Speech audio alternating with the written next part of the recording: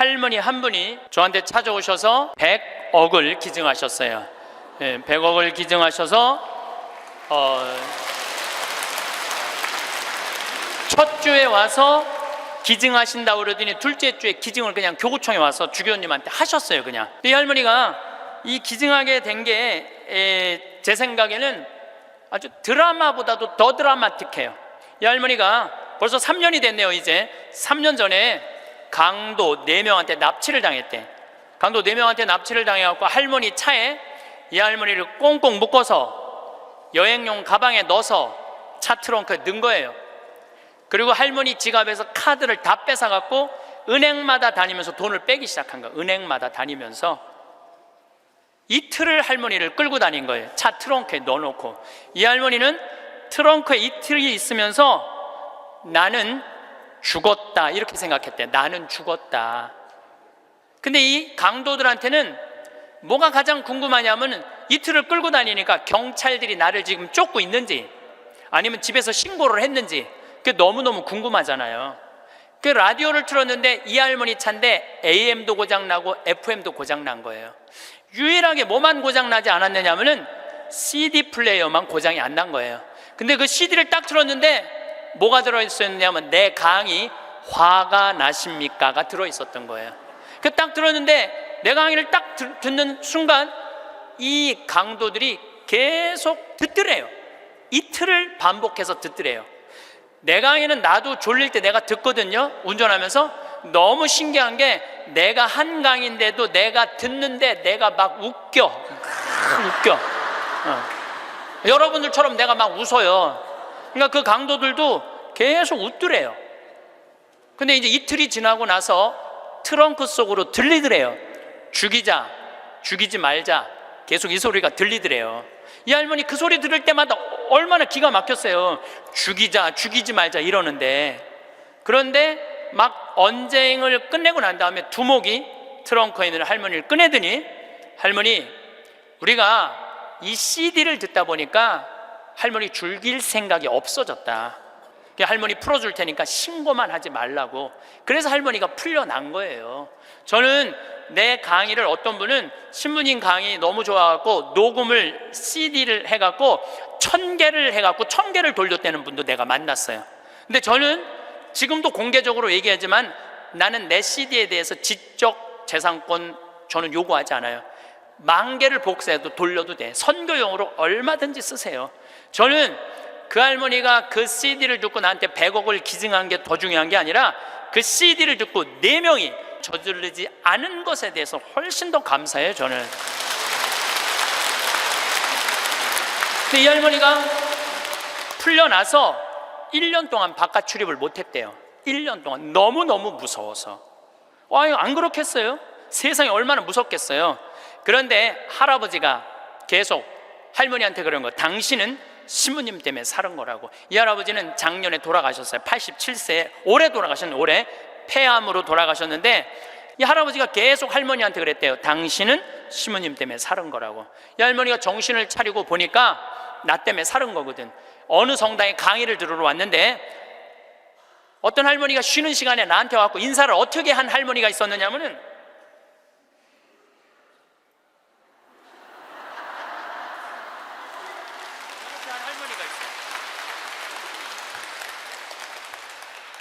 이렇게 인사를 한 할머니가 있어요. 나는 그 할머니가 그때 그 할머니인지 몰랐어요. 그 할머니가. 근데 그날따라 내가 잠비아 얘기를 참 많이 했어요. 잠비아 얘기를.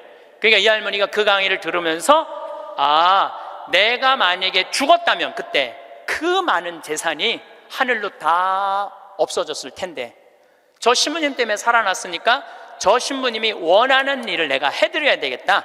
그리고 100억을 할아버지 빌딩 50억, 할머니 빌딩 50억 2개를 다 해서 정리를 해갖고 교구청에 봉헌을 하신 거예요. 기가 막힌 거죠. 세상에 그런 일이 어딨어요. 남들은 나한테 돈벼락 안 떨어지나 그러면 로또 한 번 맞는데 20억이랬는데 나는 5번이나 맞은 사람 로또를. 물론 내 주머니에 들어오는 건 아니지만은. 그러니까 숙제가 생겼잖아요. 숙제가. 나는 느닷없이 그냥 할머니가 와갖고 잠비아에 농업대학 세우라. 난 농업대학 세워볼까 그랬지 세우려고는 안 그랬거든요. 예, 세우려고는 안 그랬어요. 하고 나중에 거기다 농업대학 세워볼까 이런 생각은 있었어요. 그럼 어떻게 할머니한테 내가 말씀드렸어요. 할머니, 귀양농업대학 세울 거라면 거기 가셔서 어디다가 세울지는 구경은 하고 와야 되지 않겠느냐, 내가 할머니한테 그랬어요. 그래서 잠비아에 이번 1월 달에 비행기 27시간을 타고 82살 된 할머니 손을 붙잡고 이번에 잠비아에 다녀왔어요. 예. 근데 여러분들,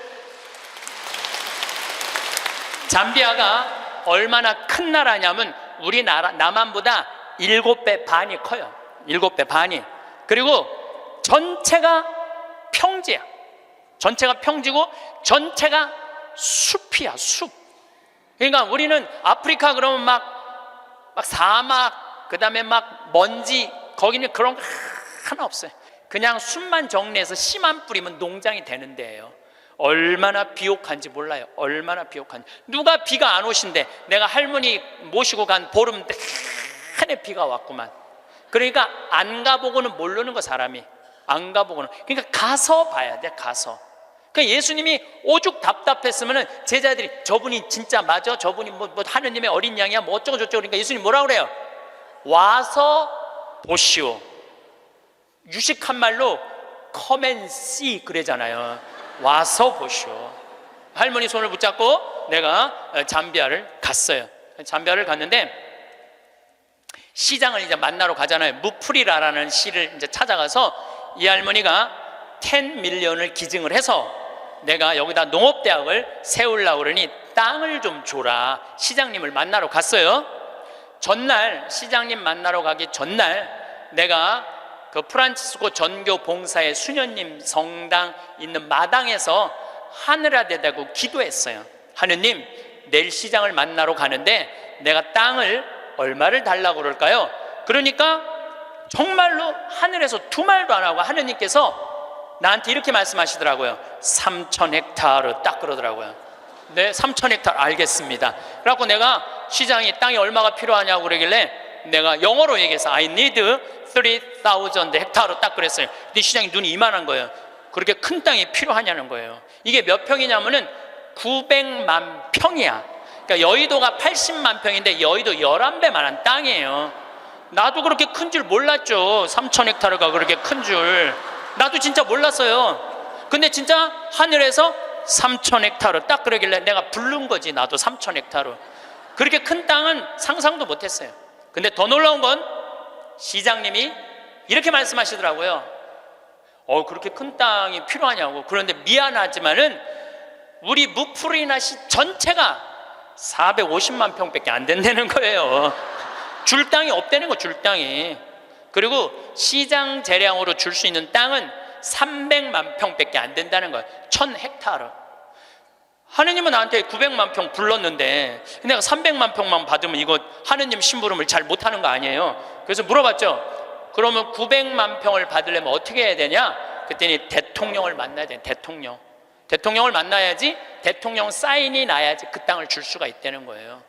그럼 좋다. 내가 대통령을 만나겠다. 그래서 이번에 7월 22일 날, 1월 30일 날 갔다가 다시 7월 달에 잠비아를 또 갔어요. 7월 22일 날 대통령을 만났어요. 대통령을 만났는데 7월 22일은 참 특별한 날이에요. 내 생일날이에요. 생일날. 내 음력 생일날인데 7월 20일 날 만났는데 10시에 대통령을 만나기로 했는데 12시까지 대통령을 못 만났어요. 왜냐면 우리 대기시설에서 기다리는데 뭐 유럽의 뭐 프랑스인가 어디 대사가 왔다 가고 그다음 미국의 무슨 에너지 위원장이라고 국회 사람이 들어왔다 가고 계속 엠바서더 대사들이 대통령 만나러 가는 거예요. 우리는 뭐 땅 얻으러 온 사람들인가 가만히 대기실에서 계속 기다리고 있었죠. 기다리고 있는데 이번에는 특별한 사람을 만난 거야. 추장을 처음 본 거야. 추장. 여러분들 추장 본 적 없죠? 추장을 처음 봤어요. 내 태어나서 처음으로. 여러분들 추장님들은요 옷 벗고 안 다녀요. 우리가 잘못 알고 있는 거예요. 추장이 딱 들어오는데 추장이 먼저 안 들어와요. 경호원 2명이 딱 이런 양복 정장한 경호원이 딱 들어오는 거예요. 근데 딱 들어오는데 한눈에 추장인 줄 알겠더라고요. 모자를 탁 쓰고 여자 추장이야. 그것도 여자 추장이 딱 들어오는데 왕이 들고 다니는 홀을 딱 들고 들어오는 거야. 내가 그 대사들이 다 왔다 한 번도 안 일어났어요. 근데 그 추장이 딱 문 열고 들어오는 순간 저절로 일어나지더라고. 저절로. 왜냐하면요, 잠비아의 추장 정도면 어느 정도로 권력이 좋으냐면은 보통 추장 한 분이 가지고 있는 땅이 6억 평 정도 돼요. 부산시가 1억 4천만 평이에요. 부산시가. 그러니까 서울보다 더 큰 땅을 갖고 있는 거예요. 추장 한 분이. 그러니까 잠비아에서 추장님한테 잘못 보이잖아요. 그냥 쫓겨나는 거예요. 근데 어떻게 안 일어나? 저절로 일어나지는 거죠. 그러더니 나를 보더니 내가 로망칼라 했으니까 내 손을 나를 보더니 딱 웃으면서 땡큐. 수녀님들도 다 땡큐 하고 딱 만나러 가는 거예요. 그것도 대통령 추장님 만나고 나오면서 우리 또 나올 때 또 일어나죠. 추장이 만나고 그냥 가더라고요. 2시간 동안 사실은 추장님 왔다 갔다 하고 뭐 대사관들 왔다 갔다 하는 거 구경만 한 거야. 12시가 됐을 때 경호실에서 영접실로 오라고 그러더라고요. 그래서 영접실에 들어가서 거기서 1시간을 기다려요. 1시간을. 3시간 만에 대통령이 나타난 거예요. 대통령께서 딱 들어오시는데 우리를 딱 보더니 정말로 내 귀에 영어로 그러더라고요. I owe you an apology 그러더라고요. 사과하겠다는 아주 정중한 말이에요. 그 말이 사과하고 싶다고. 그러니까 내가 그 얘기를 딱 듣고 내가 진짜로 유창한 영어로 이렇게 말했어요. 진짜 유창한 영어로 Don't worry, I understand, because you are president of Zambia. 내가 그랬어요. 당신 잠비아 대통령이기 때문에 당신 바쁘기 때문에 내가 이해한다. 그러니까 대통령께서 막 웃으시더라고요. 그리고 이제 앉아서 제가 이런 얘기를 했어요. 나는 잠비아를 사랑한다. 왜 잠비아를 사랑하느냐 하면 잠비아는 부족 간에 분쟁이 없어요. 거의 전쟁이 없는 나라예요. 1,500만, 인구가 1,500만인데 그리고 이 나라가 영국으로부터 독립한 지 딱 내 나이야 51년 됐어요. 51년 됐는데 이 나라가 대통령 정권 이양이 계속 민주적으로 교체가 되는 거예요. 다 투표로. 참 특별한 아프리카의 평화로운 나라예요. 평화로운 나라예요. 그래서 나는 이 나라에는 투자를 하고 싶다. 그리고 또 할머니 한 분이 100억을 기증해서 여기다가 내가 농업대학을 세우고 싶다. 뿐만 아니라 농업대학뿐만 아니라 의대도 세우고 싶다. 의대도 세우고 싶은데 그것뿐만 아니라 환경도시를 건설하고 싶다. 저는 거기다가 환경도시를 건설하고 싶어요. 참 아름다워. 별도 너무너무 멋있고. 그래서 내가 여러분들 초대하고 싶어요. 별이라는 게 이렇게 아름다운 거구나. 그러니까 내가 땅이 좀 필요하다. 땅이 좀 많이 필요하다. 3,000 헥타르가 필요하다. 우리 대통령께서 들으시더니 수녀님들이 20년 동안 잠비아에 와서 봉사활동하고 있는 거 자기 알고 있대요. 그래서 고맙게 생각을 한다고. 그리고 자기도 에너지에 관심이 너무 많다고 중국 애들이 와갖고 구리를 다 뺏어가는 거예요. 잠비아가 구리 매장량이 세계 4위야. 세계 4위야. 그러니까 지금 중국 애들이 다 뺏어가는 거예요. 근데 뺏어가면서 그 전기를 거기 구리 캘 때 전기가 많이 들어가거든요. 다 쓰는 거예요. 그런데 문제는 전기값도 안 내는 거예요. 중국 애들이. 너무너무 속상해하고 있더라고요. 그래서 내가 그때 말을 받아서 나는 중국 사람하고 다르다. 나는, 그리고 우리나라는 그 얘기도 했어요. 우리나라는 다른 나라 한 번도 침략한 적 없는 나라다. 다른 나라 거 뺏어온 적이 한 번도 없는 나라다. 그런데 나는 여기다가 정말로 세계적으로 아름다운 환경도시, 프로펠러, 윈드 프로펠러, 풍력 에너지, 그 다음에 솔라 에너지, 이거 여기다가 설치하고 싶다. 바람이 굉장히 많거든요. 그 나라가 해발 1,500m 있어요. 그리고 1,500m의 평지니까 바람이 얼마나 많아요. 그러니까 여기다가 이 기가 막히게 평화로운 국가의 아름다운 환경도시를 건설하고 싶다. 그래서 난 3,000헥타르가 필요하다. 나는 이런 말은 전부 다 한국말로 하고, 근데 내 옆에 이제 통역 교수를 데려갔죠, 내가. 김기영 교수님이라고 아주 마침 영국에서 공부를 한 교수님이에요. 영어를 너무너무 잘하시더라고요. 그래서 그 교수님이 다 통역을 해주고 이제 대통령하고 얘기를 다 했어요. 대통령이 한 40분을 얘기를 했어요. 40분을 얘기를 했는데 이번에 사실은 평화방송에서 제 잠비아 활동을 찍으러 갔어요. 하이라이트가 뭐냐면은 대통령 만나는 거 찍는 게 하이라이트야. 그런데 내가 공식적인 외교적인 채널로 온 게 아니기 때문에 방송국은 못 들어온다는 거예요. 너무 속상하더라고요. 그걸 우리 국민들한테 보여주고 싶고 우리 교우들한테 보여주고 싶었는데, 근데 이제 거의 다 끝났는데 딱 얼굴을 돌려보니까 평화방송이 찍고 있는 거야.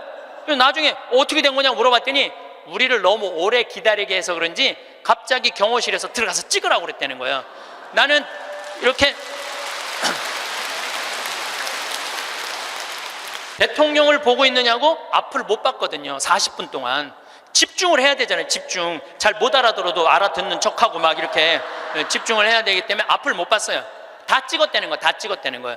그래서 이번에 평화방송에서 성탄 특집으로, 제목이 내가 정확하게 못 들었는데 8월의 크리스마스라는 제목으로 그 잠비아 특집으로 방송을 할 거예요. 여러분 한번 보세요. 꼭 보세요.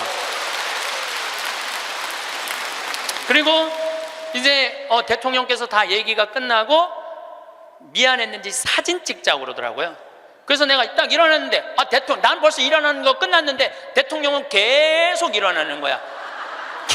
키가 보니까 2m야 2m 대통령이 키가. 그래서 제가 진짜 이랬어요. 이렇게 고개를 들고 진짜 또 유창한 영어로 이렇게 얘기했어요. Too tall. 내가 그랬어. Too tall. 사진을 찍으려고 그러니까 내가 너무 키가 작으니까 안 되겠어. 그래서 내가 영어로 얘기했어요. I need lift. 리프트 올리겠다. My heel, 뒤꿈치를 올리겠다. 내가 그러니까 대통령이 박장대소를 하시는 거예요. 그래갖고 대통령이 한 우리 간 직원들, 이제 우리 수녀님들 다 뭐 10분하고 사진, 우리 저기 평화방송 스태프들하고도 다 찍어주셨어요. 너무너무 즐거우셨나 봐요. 그래갖고 이제 근데 이제 그 땅을 받으려면 2년을 기다려야 된대요. 왜냐하면 땅이 크기가 얼마냐, 분당 신도시 2배만 한 거니까. 우리도 신도시 하나 개발하려고 그러면 하루아침에 결정이 안 되잖아요.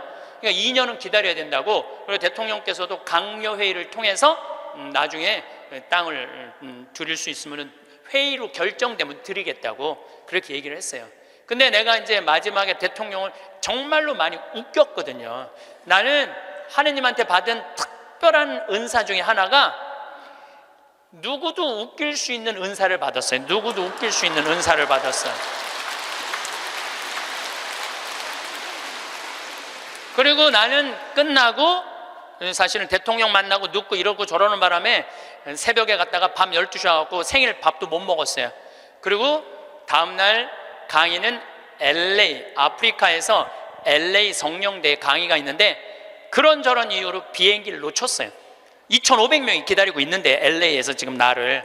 그러니까 전 세계 비행기를 뒤져보니까 원래는 싱가포르로 해서 LA로 이제 가는 비행기를 끊어놨는데 그걸 놓쳤으니 가긴 가야 될 거 아니야. 지금 2,500명이 날 기다리고 있는데. 그래 뒤져보니까 남아프리카 공화국 요하네스버그에서 암스테르담, 유럽 맨 끝에 네덜란드 암스테르담에서 거기서 또 완전 끝으로 LA로 가는 비행기가 있더라고. 엄청 비싼 비행기 표가. 그걸 끊어서 하루 종일 걸쳐서 암스테르담에 도착을 했어요. 암스테르담에 도착을 해갖고 핸드폰을 딱 열어보니까 수녀님이 메시지를 보냈어. 신부님, 기적이 일어났다는 거예요.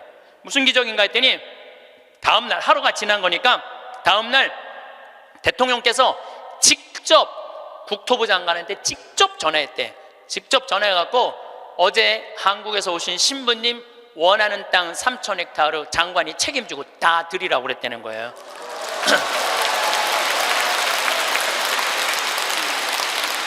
그리고 일주일이 이제 성령대 이제 강의가 다 끝나고 일주일이 지났는데 수녀님이 또 메시지를 보냈어. 신부님, 우리들 지금 국토부 장관 만나러 다시 서울로 루사카로 간다는 거예요. 거기 서울까지 가는데 10시간 걸리거든요. 루사카로 간다는 거예요. 그럼 점점 일이 빨리 진행이 되는 거죠. 근데 나는 2년 기다려도 돼요. 왜냐하면 나는 지금 110살까지 살 거니까 2년 못 기다려. 난 마음이 느긋했어요, 사실은. 그리고 이제 한 달 반 동안 캐나다, 미국, 엘래스카 강의 끝나고 한국으로 9월 1일 날 들어왔는데 7월 16일 날 나가서 한국으로 9월 1일 날 들어왔는데 내 책상에 선물이 어떤 선물이 왔느냐면 그 3,000헥타르 측량까지 다 끝나고 지적도가 딱 온 거예요. 지적도가. 그 사이에 한 달 반 사이에 그 땅을 다 받은 거예요. 근데 그 땅이 어떤 땅이냐면 내가 원하는 땅을 다 준 거야. 거기에 유칼립투스, 소나무 이렇게 굵은 거 어마어마하게 산림청에서 심어놓은 거 다 준 거, 그 땅. 그리고 강이 2개가 흘러요, 그 안에. 근데 수량이 굉장히 많아요. 수량이 완전 건기인데도 요거 지금 한 칸 되는 개울 강이죠. 거기는 강이 한 칸 되는데 2m 정도 되는 물이 철철철철 흐르더라고. 그리고 그 강 끝에 습지가 있는데 그 끝에 악어들이 굉장히 많은데 그 악어까지 다 주신 거야. 악어까지. 그 악어까지 다 주신 거야. 그래서 내가 그거를 받고 너무 행복하더라고. 그래서 우리 수원교구 교구장인 이용훈 마티아 교구장님한테 주교님, 제가 이러이러한 일로 잠비아에 지금 농업대학을 세우기 위해서 이제 수원교구 해외 선교 사업으로 이 농업대학을 세우고 싶은데 여기까지 진행이 됐습니다. 그랬더니 우리 교구장 주교님이 그 말을 들으시더니 아이고, 우리 황 신부님은 그거 하려고 그러면은 150살까지는 살아야 되겠다고 40년을 연장을 시켜주시더라고요. 그런데 저는 거기다가 이제 농장도 20만 평을 이제 꾸며줬어요. 농장도 20만 평 꾸며주고 닭장도 해갖고 1000마리 팔던 거 이제 2000마리씩 다달이 판대요.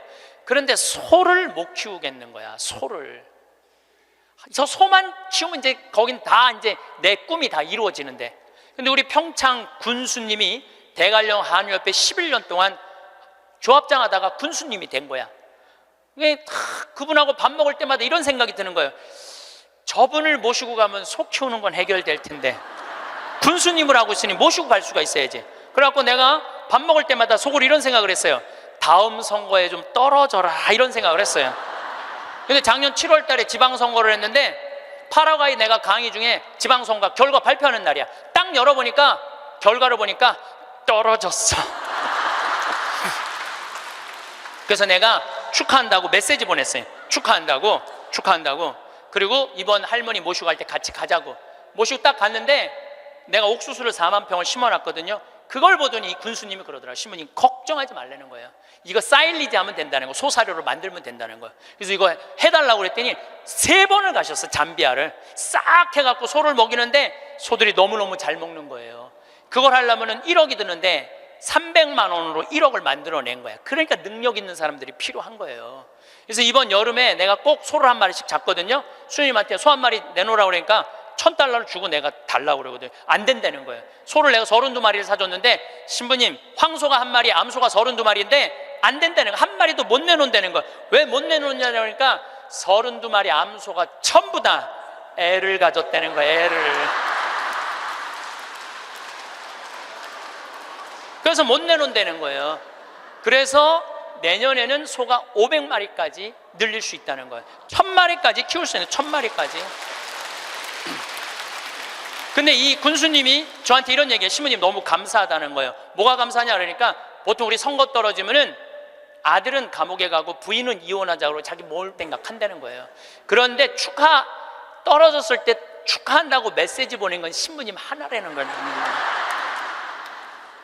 그런데 여기 막상 와서 보니 너무 좋다는 거. 너무너무 자기 인생의 의미가 생긴다는 거. 좀 너무너무 신난다는 거예요. 이번에 또 캐나다에 가니까 다니엘이라는 73살 먹은 할아버지가 회사가 3개나 있어. 설계 회사가. 당신도 참여하고 싶다고 헬스장에 지금 다닌다는 거예요. 자기는 도시 설계팀이 있어서 신부님 거기 세계 최고의 환경도시를 세워줄 수 있다는 거야. 이분이 누구냐면 요한 바오로 2세 교황님이 캐나다에 방문했을 때 제대를 설계하신 분이야. 얼마나 능력 있는 분인지 몰라요. 또 한국에는 김원이라는 건축가가 있어요. 독립기념관 세우신 우리 이제 은퇴하셨는데 여기 해화동에 큰 빌딩 있죠. 거기 그분도 은퇴한 설계사님들이 동참하겠다는 거예요. 이게 기적이 일어나는 거. 기적이 나눌 때. 그러면은 여러분들은 나도 참여하고 싶은데 신부님 나는 안 될까요? 여러분들도 참여했어요. 내가 할 줄 아는 게 뭔데요? 여러분들 할 줄 아는 게 왜 없어요? 내년에 60명 가면은 밥 해줘야 되잖아요. 밥. 근데 이번에 60부터 64살 되신 분 4분이 따라갔어요. 아줌마들이 애들 밥 해주려고 농장 꾸미는데 이분들이 나한테 한 얘기가 그 얘기예요. 신부님, 내가 60평생을 살면서 이렇게 찬란한 인생이 처음이라는 거예요. 찬란한 인생이. 저는 이번에 잠비아에 가고 너무 가슴 아픈 일이 있었어요. 어떤 일이 있었느냐면은 간호대학을 세우다가 수녀님들이 돈이 없어서 멈춘 거야. 그냥 완전 폐허가 된 거야. 너무 가슴이 아프더라고요. 그런데 내가 가만히 보니까 나는 책이 정말 많이 팔리더라고. 사는 맛, 사는 뭐, 요즘 또 왜 우리는 통하지 않을까, 또 이번에 이제 촌놈 신부 유럽 여행기, 인세가 너무너무 많은 거야. 그래서 내가 수녀님한테 전화했어요. 수녀님, 내가 간호대학 세워주겠다고. 그러니까 내가 인세가 한 2억 정도 있어갖고 그거 다 보내주기로 했어요. 작년에 포크레인 산다고 그럴 때 2억만 보내달라고 그러는데 우리나라 국민들이 얼마를 보내줬는지 알아요? 10억을 보내줬어요. 10억을.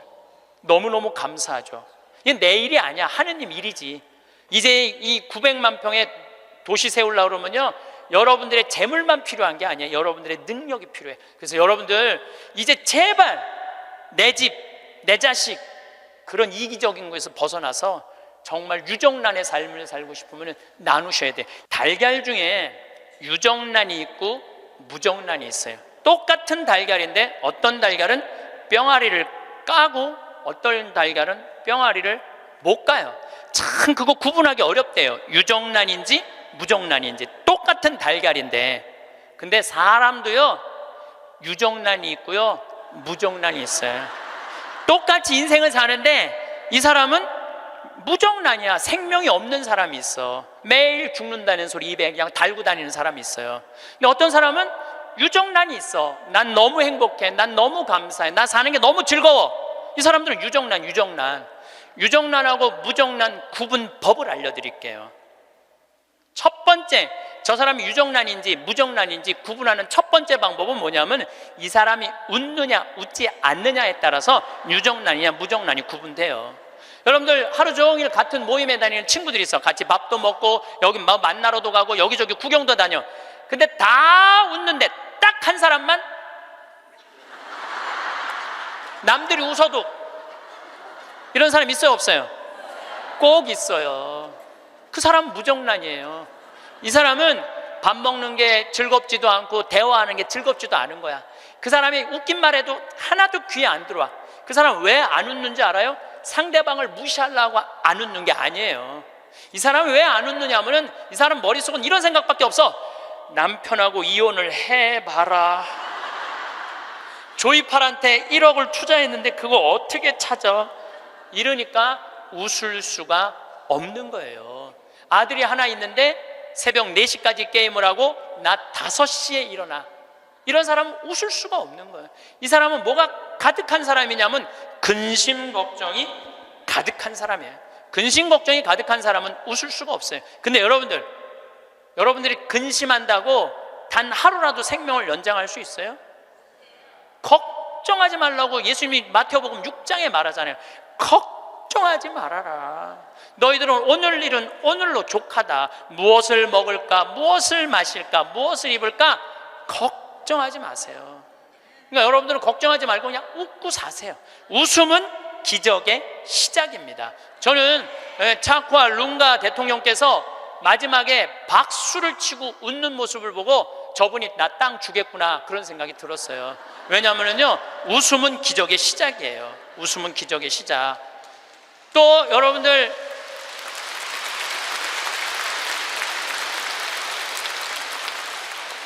오늘 강의 들어서 사진 여러분들 안 나오는 분들 많죠? 아, 나 왜 사진이 안 나와? 들여다봐요. 웃나 인상 쓰고 있나?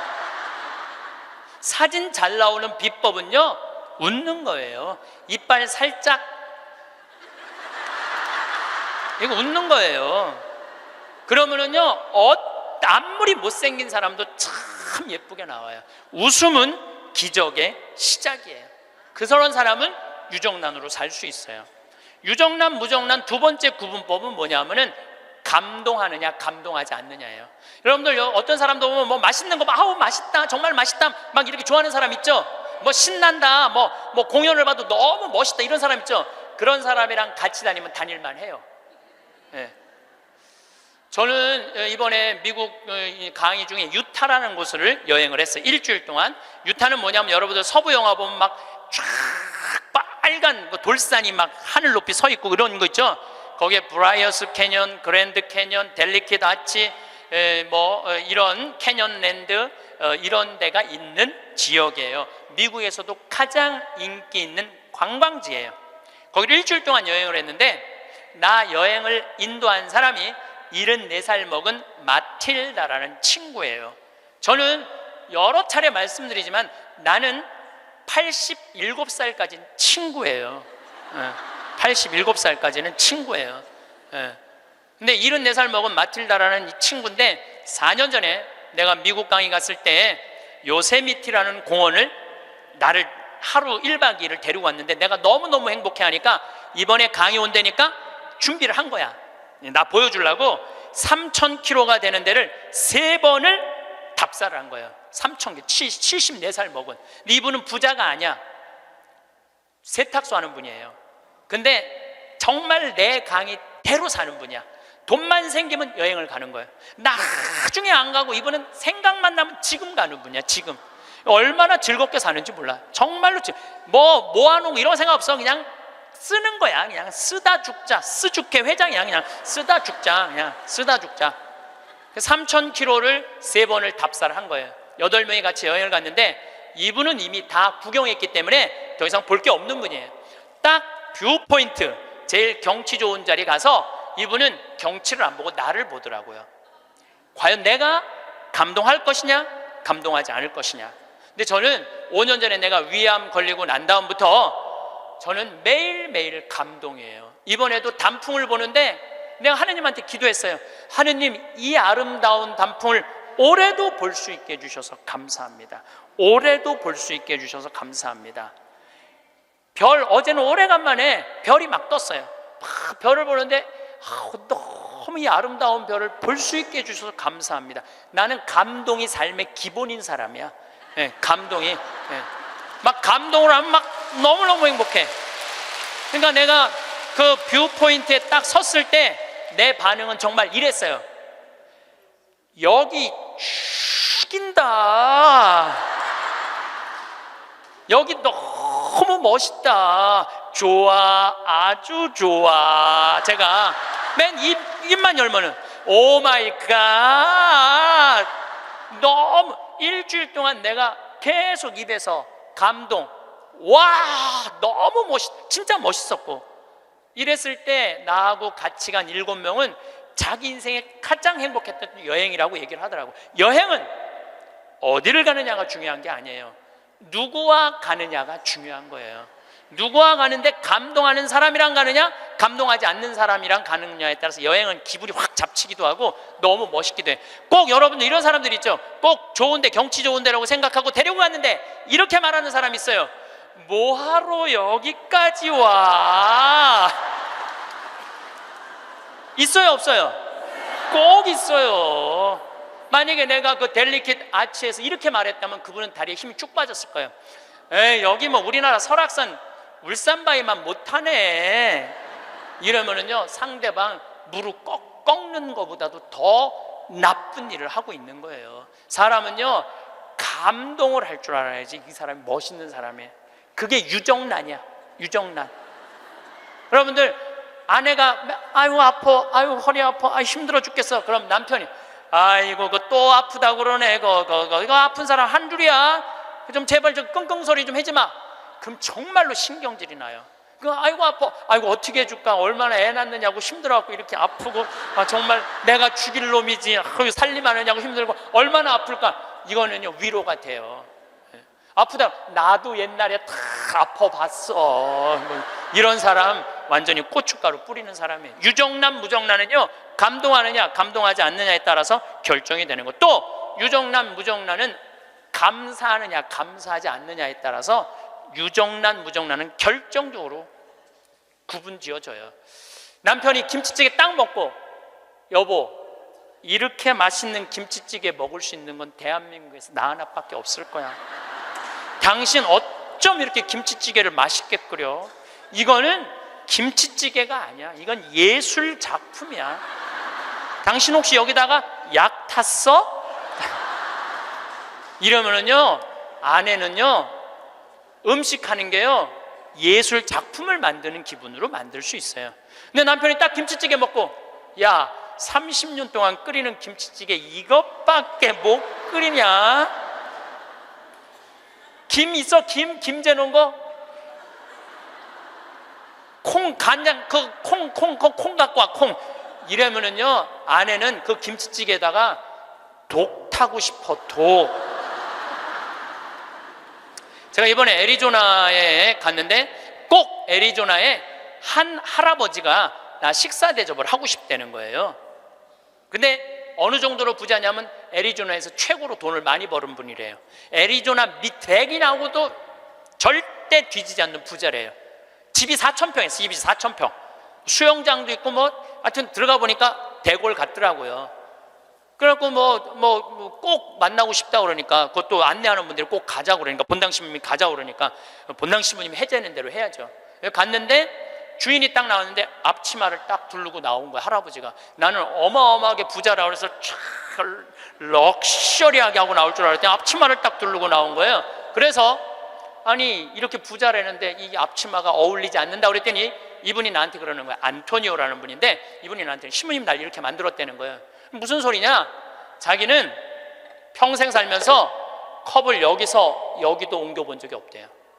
부인을 종부리 부르대요. 예, 자아 실현 좀 해드릴게요. 부인을 종부리 부렸대요. 근데 미국은 먼 거리를 다니기 때문에 CD를 많이 듣고 다녀요. 그래서 내 CD를 누가 고소 준 거예요.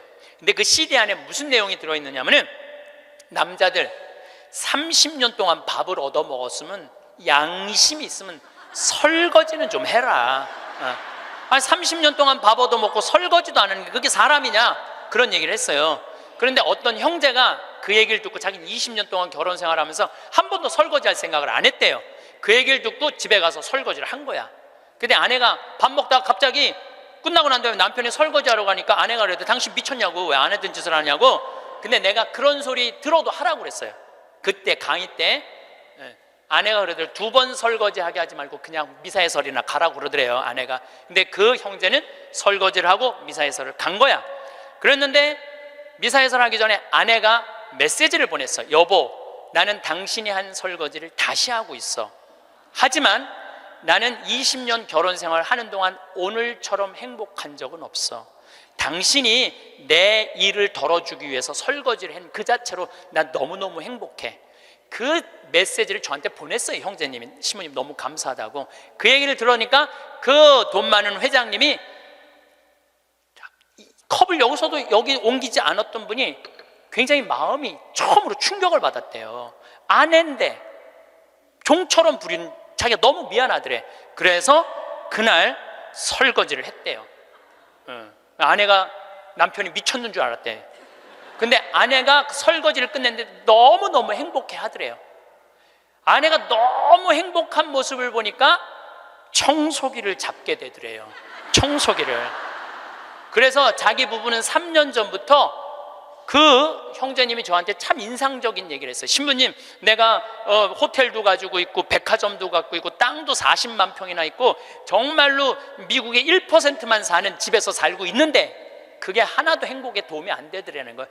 진정으로 행복한 건 내 안에 웃음 속에서 내 행복이 들어있더라는 거예요.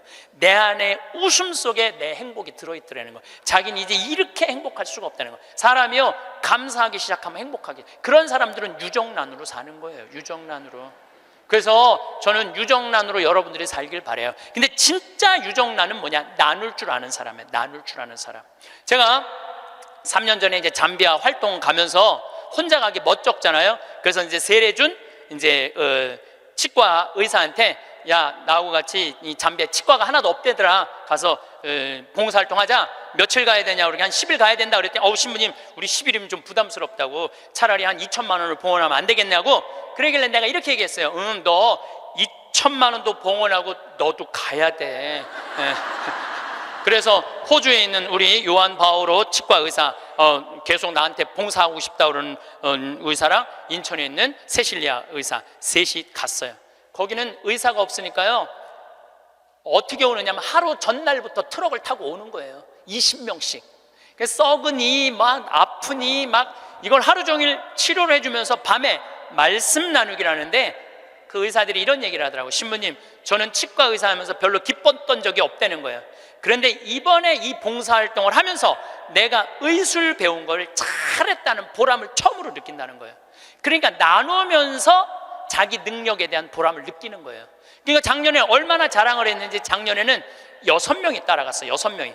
근데 그 6명 중에 정말로 열심한 의사 선생님이 있어요. 나는 사실은 열심한 사람을 좋아하지 않아요. 막 묵주기도 갑자기 50단 하자고 그러고 막 무릎 꿇고 십자가를 하지, 이런 사람들 좋아하지 않아요. 근데 하루에 100단씩 한대, 그 의사 선생님은. 그리고 막 치과에 가보니까 이건 병원인지 성당인지 구분이 안 돼. 성모님, 예수님, 온 치과에 다 있어. 근데 그 의사 선생님이 에이즈 환자 이를 빼다가 그 피 묻은 그 핀셋으로 자기 손가락을 찔러버린 거야. 참, 저녁에 말씀 나누기 했는데 파김치가 돼 있고 약 먹고 이러니까 파김치가 돼 있잖아요. 너무너무 미안하더라고요. 그래서 내년에는 그냥 오지 말고 그냥 한 해 휴가 가고 건너뛰자. 그랬더니 세례도 안 받은 그 호성이라는 천주교 신자도 아니야, 김호성이라는 치과 의사가 나를 똑바로 쳐다보더니 이렇게 얘기하더라고요. 신부님은 내년에 오지 마세요. 우리끼리 올 테니까. 이 좋은 거를 왜 막느냐 이거야. 비행기표도 다 자기네들이 내고 가는 건데, 다 자기네들 돈으로 가는 거예요. 이게요, 의미를 찾잖아요. 그럼 삶은요 찬란해지는 거예요. 의미를 찾으면은. 그래갖고 올해는 의사 선생님들이 8명이 갔어. 내년에 데려가 달라는 의사가 4명이야. 4명, 12명. 기적은요 억지로 만들려고 이루어지는 게 아니에요. 그냥 하느님이 이루어 주시는 거예요. 나눌 때 기적이 일어나는 거예요. 저는 여러분들 무정란으로 살지 않았으면 좋겠어요. 유정란으로 살았으면 좋겠어요. 마지막 결론을 좀 말씀드리고 싶어요. 레오나르도 다빈치가 모나리자를 하루아침에 그렸겠어요? 수도 없이 찢었을 거예요. 수도 없이. 그리고 그 멋있는 작품을 남긴 거예요. 여러분들도 인생 살면서 실패하고 잘못하는 거 참 많으시죠? 그렇지만은 여러분들이 끊임없이 완성을 향해서 나가면은 여러분들 마지막에는 레오나르도 다빈치처럼 멋있는 인생의 유정란을 남기고 가실 수 있으실 겁니다. 세례자 요한이 빵을 먹지도 않고 포도주를 마시지도 않자 저자는 막이 들렸다 하고 너희는 말한다. 그런데 사람의 아들이 와서 먹고 마시자 보라, 저자는 먹보요 술꾼이며 세리와 죄인들의 친구다 하고 너희는 말한다. 그러나 지혜의 자녀가 옳다는 것을 지혜의 모든 자녀가 드러냈다. 예수님, 당신은 우리 인간을 얼마나 사랑하시는지 당신 삶으로 보여주셨습니다. 당신의 그 깊고 뜨거운 사랑을 우리 모든 교우들이 느끼고 당신을 더 사랑하고 이번 대림 시기에 당신을 더 애절한 마음으로 기다릴 수 있는 그런 유정란 같은 당신의 아들, 딸들 될 수 있도록 성령의 은총 내려주소서. 우리는 날마다 선택의 순간을 맞이합니다. 아침에 눈을 뜨는 그 순간부터 하루를 어떤 마음으로 시작할 것인지, 마주하는 일들을 어떤 시선으로 바라볼 것인지 결정하게 됩니다. 삶의 본질은 무엇을 소유했느냐가 아니라 어떤 태도로 살아가느냐에 달려 있습니다. 행복은 멀리 있는 목표가 아니라 지금 이 순간을 대하는 우리의 자세 속에 있습니다. 잘 웃고 늘 감사하며 작은 것에도 감동하는 사람.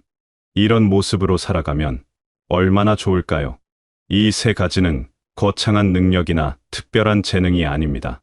누구나 가질 수 있는 마음의 습관이자 삶을 풍요롭게 만드는 가장 확실한 방법입니다.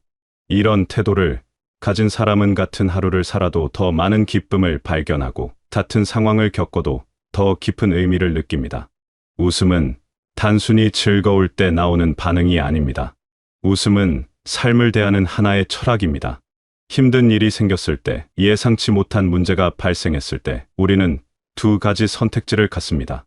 좌절하고 원망할 것인가, 아니면 그 속에서도 긍정적인 면을 찾아볼 것인가.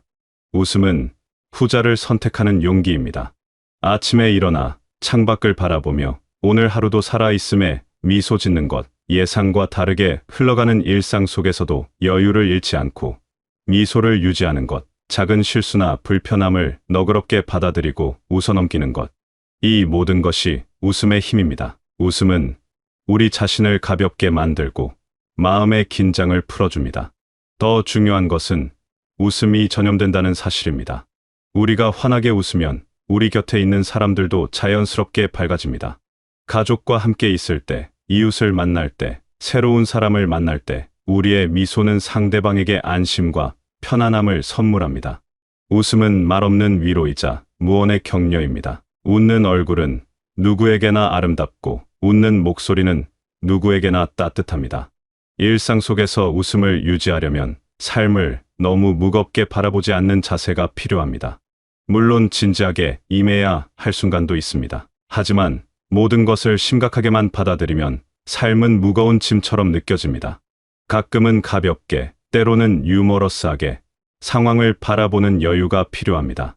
실수했다면 자책하기보다 배움의 기회로 삼고, 계획이 어긋났다면 새로운 가능성을 발견하는 계기로 받아들이는 것입니다. 웃음이 있는 삶은 건강한 삶이기도 합니다. 웃을 때 우리 몸은 긍정적인 호르몬을 분비하고 면역력이 높아지며 스트레스가 줄어듭니다. 웃음은 몸과 마음을 동시에 치유하는 가장 자연스러운 약입니다. 하루에 한 번이라도 진심으로 웃는다면 그날은 성공한 하루라고 할 수 있습니다. 감사는 삶을 바라보는 렌즈를 바꾸는 힘을 가지고 있습니다. 우리는 습관적으로 부족한 것, 갖지 못한 것, 이루지 못한 것에 집중하기 쉽습니다. 하지만 감사하는 마음은 이미 가진 것, 이미 누리고 있는 것, 당연하게 여겼던 것들에 눈을 돌리게 합니다. 그러면 놀라운 일이 일어납니다. 부족해 보이던 삶이 갑자기 풍요롭게 느껴지기 시작합니다. 매일 아침 눈을 뜨고 숨을 쉴 수 있다는 것, 따뜻한 물로 세수할 수 있다는 것, 식탁에 밥 한 그릇이 있다는 것. 이 모든 것이 기적입니다. 사랑하는 가족이 곁에 있다는 것, 전화 한 통이면 닿을 수 있는 사람들이 있다는 것, 마음 편히 쉴 수 있는 공간이 있다는 것. 이 모든 것이 축복입니다. 감사는 이런 일상의 소중함을 일깨워줍니다. 감사하는 습관을 들이면 불평이 줄어듭니다. 날씨가 춥다고 투덜대기보다 따뜻한 옷이 있음에 감사하고, 집안일이 많다고 힘들어하기보다 돌볼 집이 있음에 감사하며, 몸이 예전 같지 않다고 한탄하기보다 여전히 움직일 수 있음에 감사하게 됩니다. 감사는 현실을 부정하는 것이 아닙니다. 현실을 있는 그대로 받아들이되 그 안에서 긍정적인 면을 발견하는 능력입니다. 감사는 또한 관계를 풍요롭게 만듭니다. 누군가에게 고마움을 표현하면 그 사람은 자신의 존재가 가치 있다고 느낍니다. 고맙습니다 라는 말 한마디, 감사의 눈빛 하나가 상대방의 하루를 밝게 만들 수 있습니다. 가족에게, 이웃에게, 우연히 만난 사람에게 작은 친절에도 감사를 표현하는 사람은 주변의 따뜻한 분위기를 만듭니다. 감사하는 마음은 결국 삶의 만족도를 높입니다. 같은 환경, 같은 조건에서 살아도 감사하는 사람은 행복을 느끼고, 불평하는 사람은 불만족을 느낍니다. 행복은 얼마나 많이 가졌느냐가 아니라 가진 것에 얼마나 감사하느냐에 달려 있습니다.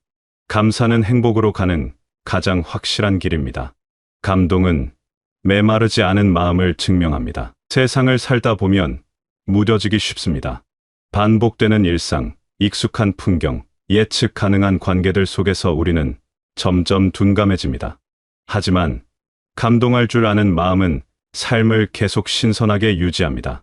감동은 우리가 여전히 세상과 연결되어 있고 타인의 마음을 이해하며 아름다움을 느낄 수 있는 능력이 살아있음을 보여줍니다. 작은 것에 감동하는 능력은 삶을 풍성하게 만듭니다. 봄에 피어나는 꽃 한 송이, 창밖으로 보이는 노을, 빗소리, 새소리, 자연이 선사하는 아름다움에 잠시 멈춰 서서 감동할 수 있다면 하루는 특별해집니다. 좋아하는 음악 한 곡, 마음에 와닿는 글귀 한 줄, 오래된 사진 한 장. 이런 것들에 가슴이 뭉클해질 수 있다면 삶은 의미로 가득 찹니다. 사람에게서 받는 감동은 더욱 깊습니다. 누군가의 진심, 어린 말 한마디, 예상치 못한 배려, 묵묵히 베푸는 선행. 이런 순간들을 마주할 때 우리가 진정으로 감동한다면 우리는 인간다움을 유지하고 있는 것입니다. 감동은 공감, 능력의 발현이자 타인의 마음을 이해하는 따뜻한 능력입니다. 감동하는 사람은 세상을 입체적으로 봅니다. 표면만 보지 않고 그 안에 담긴 의미를 읽어냅니다. 평범해 보이는 일상 속에서도 특별함을 발견하고 단조로워 보이는 관계 속에서도 깊이를 느낍니다. 감동은 삶을 평면이 아닌 다층적인 경험으로 만들어줍니다. 감동을 자주 느끼려면 마음의 여유가 필요합니다. 바쁘게만 살다 보면 지나치기 쉬운 순간들이 많습니다. 가끔은 속도를 늦추고 주변을 둘러보고 마음을 열고 세상을 받아들여야 합니다. 감동은 급하게 달려가는 사람에게는 오지 않습니다. 천천히 걷고 자세히 보고 깊이 느끼는 사람에게 찾아옵니다. 웃음과 감사와 감동, 이 세 가지는 따로 떨어진 것이 아닙니다. 서로 깊이 연결되어 있고 하나가 다른 것을 불러옵니다. 감사할 줄 아는 사람은 작은 것에도 기쁨을 느끼며 잘 웃게 됩니다. 잘 웃는 사람은 긍정적인 마음으로 세상을 바라보며 더 많이 감사하게 됩니다. 작은 것에 감동하는 사람은 일상에서 감사할 거리를 많이 발견합니다. 이 세 가지 태도는 삶을 주체적으로 살아가는 방법입니다. 우리는 주어진 환경을 모두 통제할 수 없습니다. 예상치 못한 일이 생기고 계획대로 되지 않는 날도 많습니다. 하지만 그 상황을 어떻게 받아들일지는 우리가 선택할 수 있습니다. 웃음과 감사와 감동을 선택하는 것은 삶에 대한 주도권을 쥐는 것입니다. 이런 태도를 가진 사람은 스스로 행복을 만들어갑니다. 외부 조건에 의존하지 않고 내면의 힘으로 기쁨을 창조합니다. 남들이 부러워할 만한 것이 없어도 충만하고 특별한 일이 없어도 평온합니다. 행복은 무엇을 얻느냐가 아니라 어떻게 느끼느냐의 문제이기 때문입니다. 더 나아가 이런 사람은 주변을 밝힙니다. 웃음은 전염되고 감사는 퍼져나가며 감동은 공유됩니다. 한 사람의 긍정적인 태도가 가족을 변화시키고 이웃에게 영향을 미치며 만나는 모든 사람에게 좋은 기운을 전합니다. 우리는 혼자 사는 것이 아니라 서로 영향을 주고받으며 살아갑니다. 좋은 태도를 가진 사람 한 명이 많은 사람의 삶에 긍정적인 변화를 가져올 수 있습니다. 이런 삶을 사는 것이 쉽지만은 않습니다. 때로는 웃기 힘든 날도 있고 감사하기 어려운 순간도 있으며 감동받기 힘든 시기도 있습니다. 그럴 때는 억지로 할 필요가 없습니다. 다만 그런 마음으로 돌아가고 싶다는 의지를 잃지 않는 것이 중요합니다. 한 번에 완벽하게 되는 것이 아니라 매일 조금씩 연습하고 실천하는 과정입니다. 아침에 일어나 오늘 하루를 어떤 마음으로 시작할지 의식적으로 선택하는 것부터 시작할 수 있습니다. 하루에 한 번 진심으로 웃어보기, 잠들기 전 오늘 감사한 일 3가지 떠올려보기, 일상에서 아름다운 순간 하나 발견하기, 이런 작은 실천들이 쌓이면 삶 전체가 변화합니다. 여러분은 지금까지 많은 것을 경험하고 다양한 일들을 겪어오셨습니다. 그 과정에서 얻은 지혜는 소중합니다. 이제 그 지혜를 바탕으로 남은 날들을 더 의미 있게, 더 풍요롭게 살아갈 수 있습니다. 무엇을 더 얻느냐가 아니라 가진 것을 어떻게 누리느냐, 만나는 순간들을 어떻게 받아들이느냐가 중요합니다. 웃고 감사하고 감동하는 삶. 이것은 거창한 목표가 아니라 매 순간의 선택입니다. 오늘 만나는 사람에게 미소 지어주기, 지금 이 순간에 감사하기, 주변의 아름다움에 마음 열기, 이런 작은 선택들이 모여 우리의 삶을 만들어갑니다. 여러분이 어떤 상황에 계시든 무엇을 하고 계시든 지금 이 순간부터 그런 사람이 될 수 있습니다. 나이도, 환경도, 조건도 중요하지 않습니다. 중요한 것은 마음입니다. 웃으려는 마음, 감사하려는 마음, 감동하려는 마음. 이 마음만 있다면 충분합니다. 삶은 완벽할 필요가 없습니다. 완벽을 추구하다 보면 지금을 놓치게 됩니다. 불완전한 지금, 부족해 보이는 오늘, 평범한 일상. 이 모든 것이 실은 소중한 선물입니다. 웃을 수 있고, 감사할 수 있고, 감동할 수 있다면 우리는 이미 풍요로운 삶을 살고 있는 것입니다.